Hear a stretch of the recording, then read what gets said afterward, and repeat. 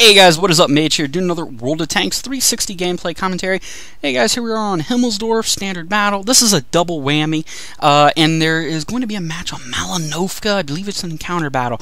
Both matches are Tier 6. I did tell you guys I was going to do something very different here for my gameplays. I was going to try a different way of recording, and I can already tell this may not work out the way I think it will because the video quality doesn't look all that great. You may be wondering for a while, for some of you that may have just subbed and looking at old gameplays, you might sit there and say, why did you move away from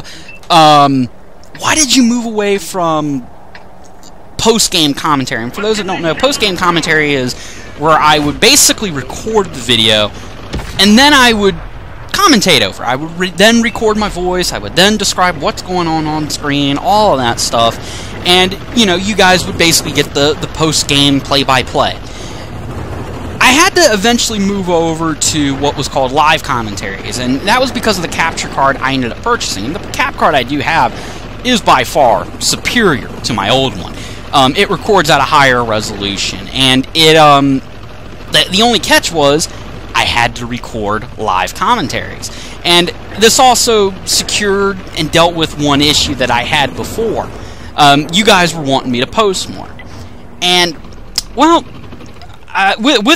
with the old way, I had to, when I recorded my my commentaries, I had to record it through Windows Movie Maker. And for anybody that's ever used Windows Movie Maker, you could guess why the issue was a problem. For those that have never used Windows Movie Maker, basically my capture card recorded at MP4 format. Windows Movie Maker doesn't read that, so I had to transcode it into something that Windows Movie Maker could read. That could take anywhere from 30 minutes to an hour. Then I could record my commentary over the gameplay, and then I would have to save the video and transcode it back to a format that YouTube could now take, because YouTube doesn't take, I think the video format Windows Movie Maker transcodes everything to is WMMV, and YouTube doesn't use that. For whatever reason or another, I don't know why, it just refuses to accept that. So I have to reformat it back to an MP4, and that can take anywhere from an hour to an hour and a half. So you can see why I didn't post a whole lot when I was recording the old way. Here, I just record the gameplay, and yeah, I have to do live comms, and in this situation here, you're going to see this Tiger 1 ram me. And because it was a live comm, you would get to hear my reaction as it happened. So you can imagine, if this was a live comm, I would have rattled off a string of curse words, demeaning things about the intellect of that person in that Tiger 1. You can just imagine. People that have been subbed for a while are probably laughing and snickering, thinking, yeah, we've definitely have heard you say a few things about people when you're playing. So you can imagine, they can only guess what I'm probably saying about this guy. But really, this was a test to see if I could do a post-game comm, if the gameplay here, the video quality could hold up. And right now, I can tell you it is not as good as the actual gameplay footage I recorded, because this is less than 1080p. And you might be wondering, well, how am I doing this right now? I am recording this on Xbox Live through the YouTube app. And the YouTube app has everything listed as I have it set up to read unlisted videos. I can view stuff that's on my channel. And the problem with this, the weak link in this setup I was going to try here, and you know, for some of you might sit here and say, well, the video quality isn't that bad.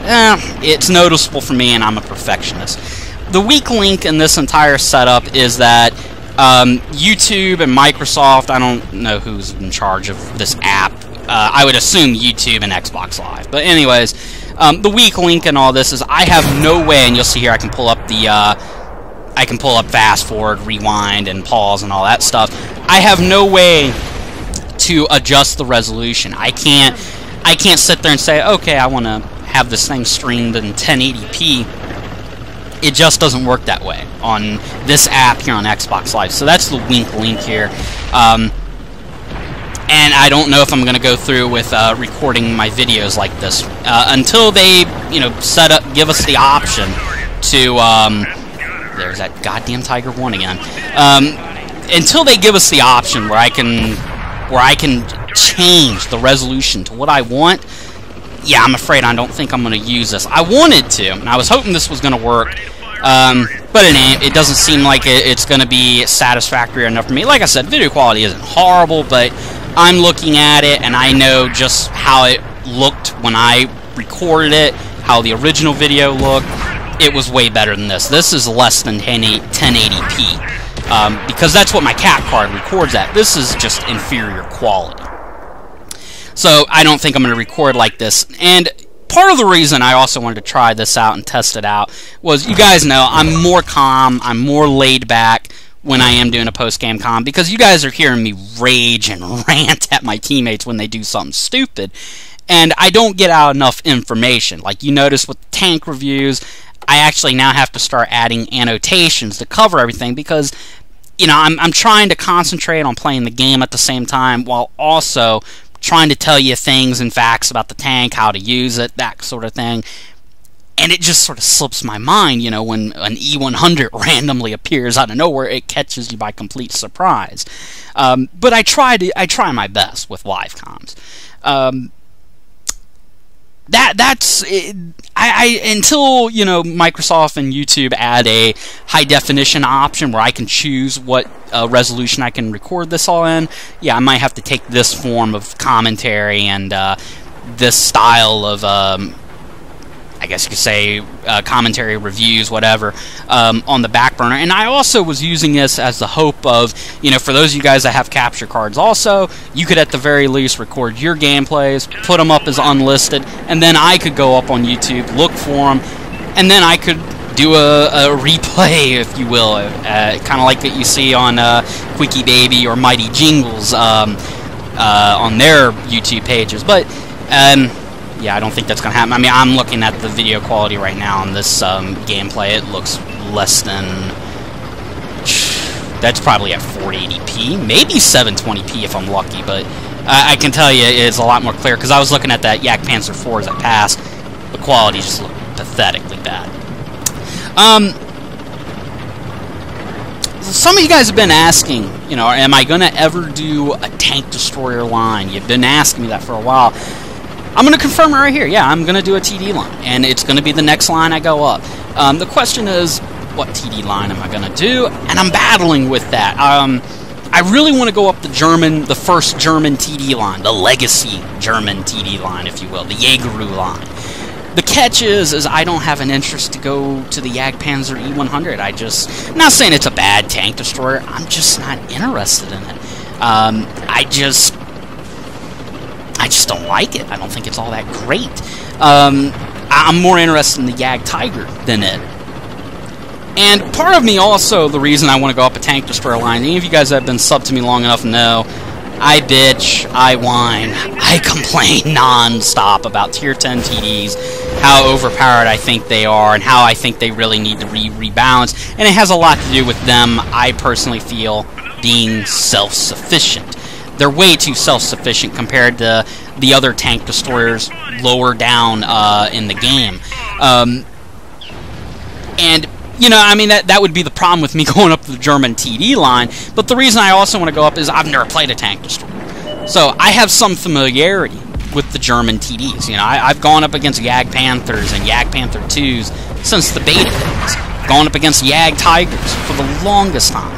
But I also want to prove a point, you know, how stupidly easy it is to do well in a Tier 10 TD. Jagdpanzer E100 really doesn't fit that bill. I don't have an axe to grind with a Jägeru or even the 183 like I do with, say, an Object 268 or a T110 E3. And, you know, I got my friend, he's trying to talk me into going up the Soviet TD line with him. He said it'd be kind of fun to run both ISUs and Object 268s, you know, going up that line together. And I kind of want to do it, but I don't have the familiarity with a Soviet tank destroyer like I do with a German tank destroyer. Because some of the guns on the German tanks, I do have a familiarity with.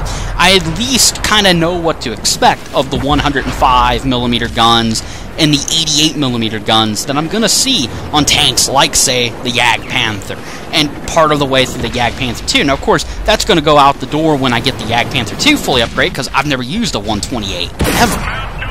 I've never used the 128 used on the Jagdtiger, so, I mean, it's going to be quite an experience, regardless. I'm still going to have some kind of level of unfamiliarity. But I guess, you know, it's something I'm part of it also is, you know, you have to keep in mind, I learned to play this game using German mediums, when most people were using American and American heavy tanks to learn to play the game back in the beta. I and a few others were some of the few that wanted to learn the game through the German tanks, and, you know, they weren't easy. German tanks required a higher skill ceiling because of gun depression issues. The tanks themselves were bigger. I guess part of it also is I kind of want to learn the German TDs that way. And, you know, some of you have asked me, are you going to go up to the American TD line? I wouldn't mind going up the American TD line, but I'm scared to death of the Tier 8 and Tier 9. I don't want to be that slow in those things, especially if I'm still learning tank destroyers. But, you know, with the German TDs, there is a level of familiarity, and the video quality just completely... Yeah, the video quality here just completely nosedive, so I don't think this will be how I'm going to record for some time. This is just abysmal for me. But, trying to keep back on track.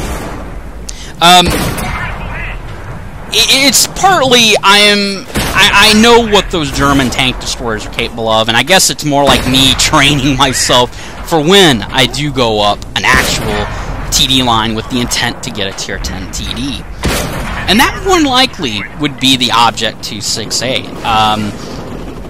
Maybe at some point I might consider going up to the T110E3, because I think the T110E3 is a ridiculously overpowered, and I mean it in a good way, good tank destroyer. It is a strong Tier 10 TD. Hell, they buffed the goddamn thing. Why, I don't know, but they did buff it.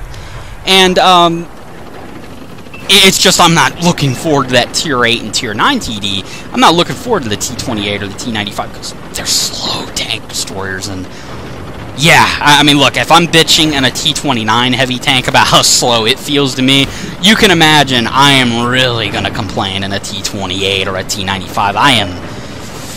it's going to be unbearable if and when I do decide to go up that line, but I'm wanting to go up the German TD line, mostly out of familiarity, and like I said, I'll be honest, part of it is I want to prove a point. I want to prove that these things need to be rebalanced. Alright guys, this gameplay is actually coming to an end. I'll catch you guys later. Peace out.